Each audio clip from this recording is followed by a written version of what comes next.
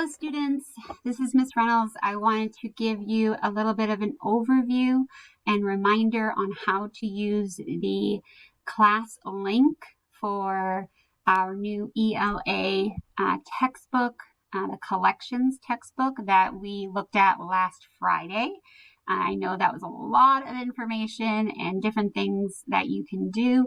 So I wanted to give you this video so you could kind of take your time, go over it, and explore it for yourself.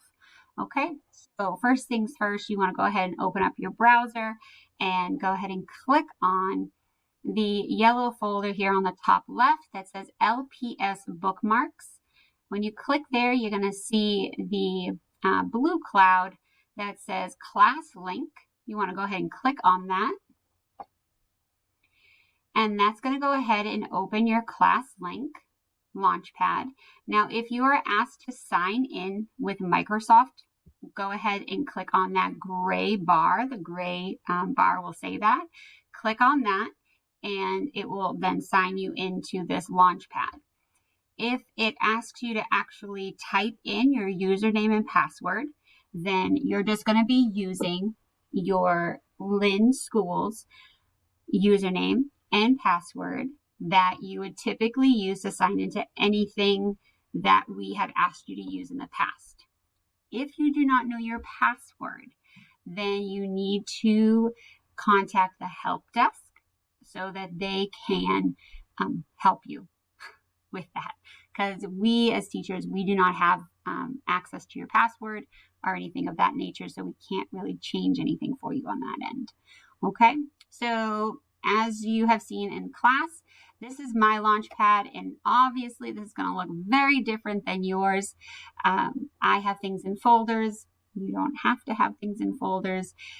I just like to organize it that way. So we're going to be looking at ELA.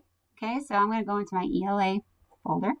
And so I have a few different things in here, and this is where I have, here is our collections textbook. Okay, and so does it say collections? No, it does not. It says HMH Holt McDougall Online. So HMH stands for Houghton Mifflin Harcourt, okay, which is just another name for a publisher who makes the book. Okay, so I'm just going to click on that app, the white and blue app. That's really all you need to know, but just in case you're curious. All right, and now this is going to go ahead and log me in. Now again, this screen is going to look different slightly than yours because this is the teacher screen. All right, so a lot of you saw on Friday that it says Adobe has ended support of Adobe Flash. It's no longer working. So this is just showing up on everything. As of right now, I could not find any, updates that we're supposed to do or anything of that sort. So right now, I'm just going to say that the information is there and we just kind of need to wait and see what happens. So if there's an update, I'm sure that we will be told about it. Okay. So now in your first section here, it's actually going to be, you won't have any of this stuff here, but you're going to have what is called the student ebook. Okay, so it's a yellow tab, and it's going to say student ebook, and that's what I'd like you to click on. Okay, so that is your text. This is a big textbook. All right, so this is a whole lot easier to have to deal with. Trust me. All right, so whenever you feel that you are lost and you're like, I don't know where to go, ladies and gentlemen, go to your table of contents. Okay, that is the best place to go. Now, this had me in the ravine, which is the story that we kind of looked at last week, just for an example. But I now just went out and went into my general contents. Okay, so if I wanted to look at the cover, this is legitimately the cover of the book. All right, so that just gives you an idea. Like this goes through everything. Okay, so now when I find I'm working, and we are all working right now, if you have me for your ELA, which all of you do, we are currently in collection 1, which is Facing Fear. Okay, so you're all going to click on collection 1. And then depending on which block you have me will depend on which story or article we are reading. Okay, so depending on which one I have assigned will depend on which one you are going to use. So, but at any rate, any of them you're using, the jumping tree is going to be one example. So this for me is really small, okay, and I can't see it. So how do I fix that? All right, so this left-hand grayed area is going to be kind of your best friend. All right, so what you want to do is go here, click on the page view, so it looks like a little TV screen or a computer screen, if you want to think of it that way too. If you click on it, you can go ahead and you should be able to increase the size of the page. Now, I don't know how much you'll be able to increase it depending on the size of your screen, but you should be able to do that. Now, there are 3 different ways that you can view the text. Okay, so this way that I'm currently viewing it is 1 page at a time. Okay, and I have to go page to page, so we'll turn the page. All right, my alternative ways of looking at it is I can have the pages can go down in a continuous like scroll. Okay, so I would go like this. This would be how I see it.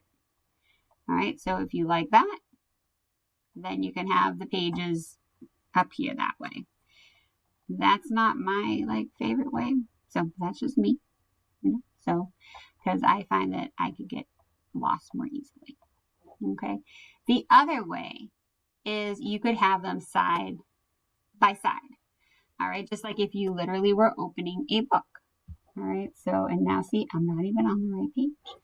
All right, so here I am. Here's my first page, but now again, I'm going to have to change my view. However, if you notice, that green little button is no longer here. So that is the biggest that I can make this page because I've made it a double page.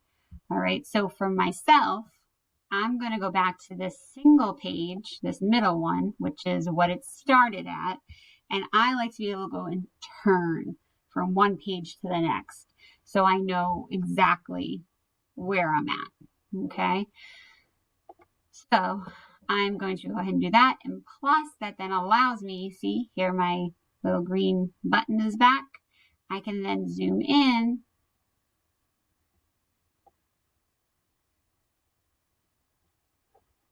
and I don't have to squint or try to, strain my eyes, especially because I'm on the computer screen, and I can easily read what's happening here. All right, so I'm going to go ahead and click that button again, and that will then close that option. Now, everybody is going to be told to listen to the audio of the text. Okay, unless we're reading in class, which then I'll be reading out loud.